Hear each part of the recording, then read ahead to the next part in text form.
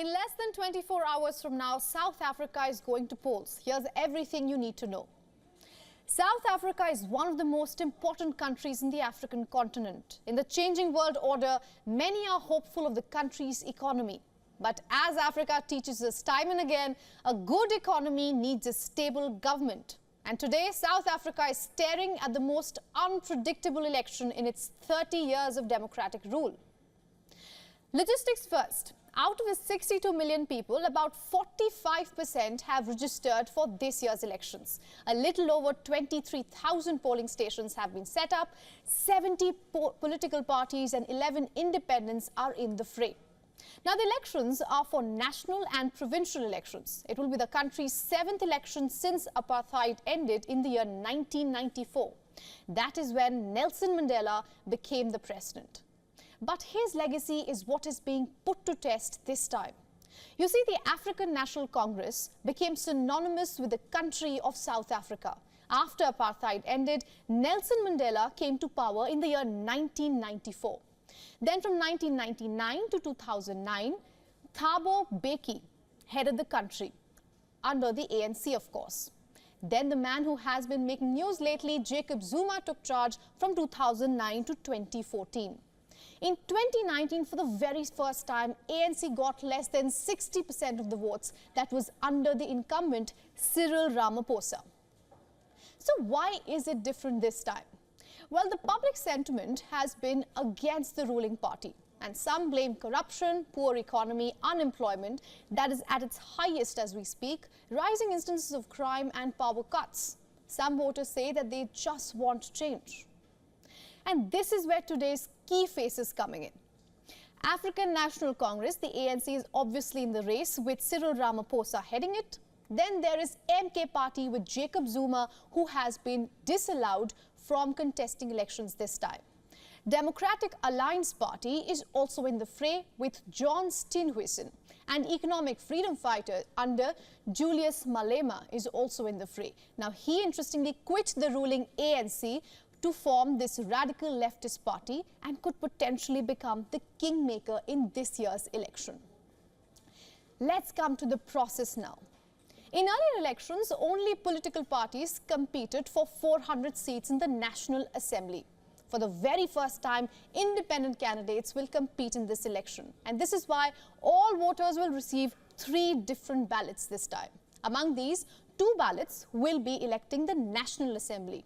The 2 ballots being the Regional National Assembly with 200 seats and National Ballot with 200 seats. So 400 seats making the entire House. And the third will be the electing member of the Provincial Legislature.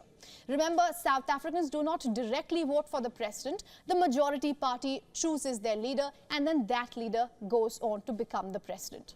It is a public holiday for everyone in South Africa. Now, ballots will open at 7 a.m. local time and will be open till 9 p.m. local time. The votes will begin as soon as the voting is over.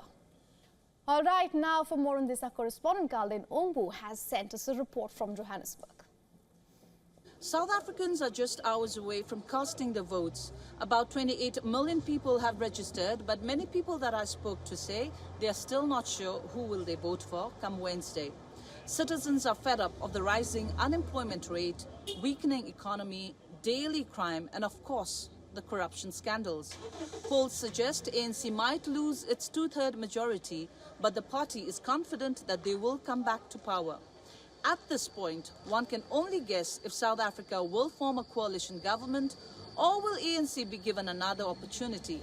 This is Kalden Ombu from Johannesburg, South Africa for WION World is One. Now, to take this further, we are being joined by Sophie Mokoena. She is the international news editor at the South African Broadcasting Corporation. All right, Ms. Mokoena, thank you so much for joining us here on WION. What are your predictions about the ANC in this year's election?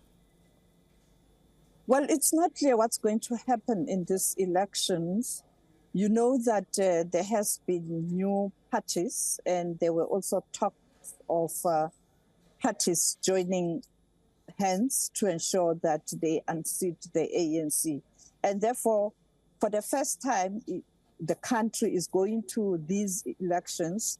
We are not clear in terms of what's going to happen. after elections in terms of the governing party's performance. Right, now we're also hearing from a lot of experts within South Africa that Julius Malema could become the kingmaker. Could you explain how that could happen? It could happen if the ANC doesn't get 50+1. You know that in relation to the electoral system in South Africa, for a party to form a government, because we don't have presidential elections, the party has to form a government, and then that party can nominate an individual to be a head of state, and that has to be presented in parliament during the first sitting of parliament, where the members of parliament will vote for the president. Now, if ANC doesn't have 50+1, ANC will have to ask other parties to support its position in terms of the candidate who must be a head of state.